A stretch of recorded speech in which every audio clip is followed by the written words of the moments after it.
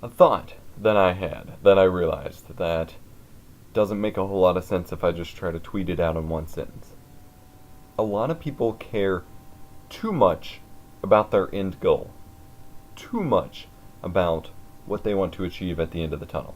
You hear all the entrepreneurs, all the inspirational people, even myself, talk about the grind towards the end goal and never losing sight of what you're aiming at. That's great.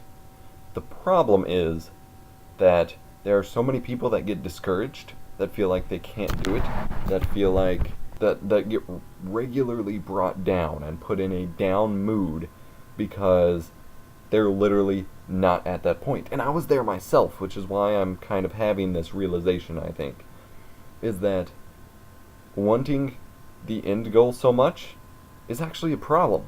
What you want is the process towards getting the end goal and having the process be somewhat successful for most of it. You don't want the end goal. You don't want, like, let's say a successful point is making $1 million a year. Having that $1 million is not the happy point.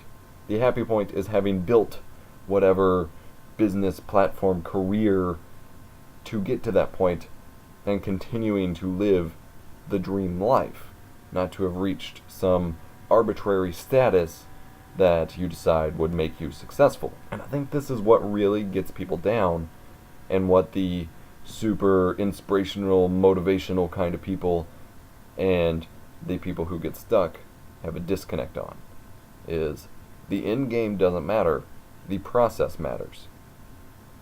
And if you focus so much on the end game, you lose sight of the process. And the people who say they can't keep pushing forward, or can't do this, or can't do that, because they're so brought down by not being at this successful point that they want to be, they get stuck in stagnation and inaction. They no longer want to push for what they want to do because they're just not happy because they're not there.